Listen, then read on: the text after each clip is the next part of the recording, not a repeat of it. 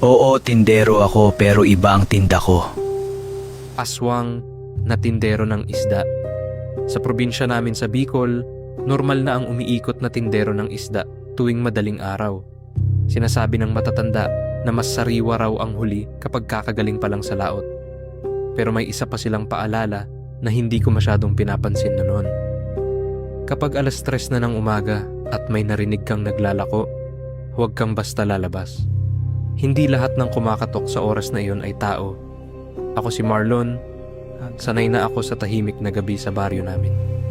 Pero isang madaling araw, eksaktong alas 3, nagising ako sa paulit-ulit na sigaw mula sa labas. Isda! Isda! Sariwang isda! Malinaw ang boses. Isda! Parang katabi lang ng bintana ko. Ang aga naman. Pusang gala naman oh. Nagtaka ako dahil sobrang aga pa. Wala namang palengke sa ganitong oras. Dahan-dahan akong bumangon at sumilip sa bintana. May lalaking nakasando at kupas na shorts. Magpatulog ka naman kuya! May dala siyang bilao na puno ng bangus at galunggong. Maputla ang balat niya at tuwid lang siyang nakatayo sa ilalim ng poste. Napansin ko agad na kakaiba ang tindig niya.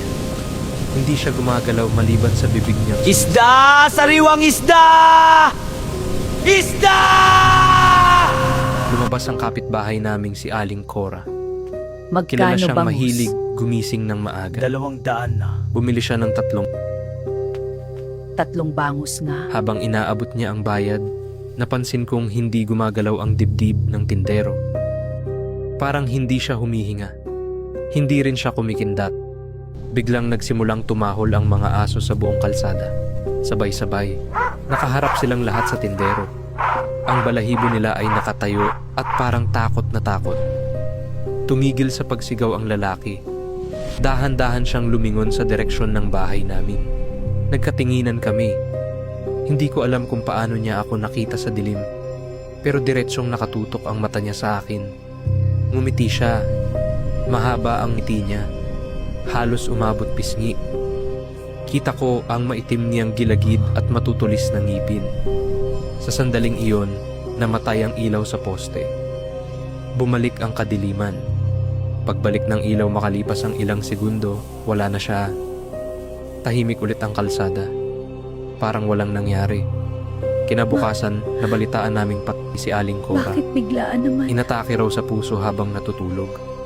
Pero sabi ng anak niya, may mga kaliskis ng isda sa sahig ng kwarto kahit hindi pa nila nililinis ang binili. May amoy dagat din na hindi mawala-wala kahit anong sabon ang gamitin.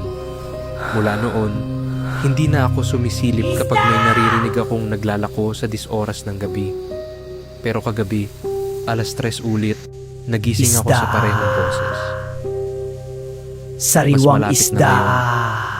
At sigurado ako, Isda! nasa harap Sariwang na mismo ng isda! bahay namin ang mga yabag na naririnig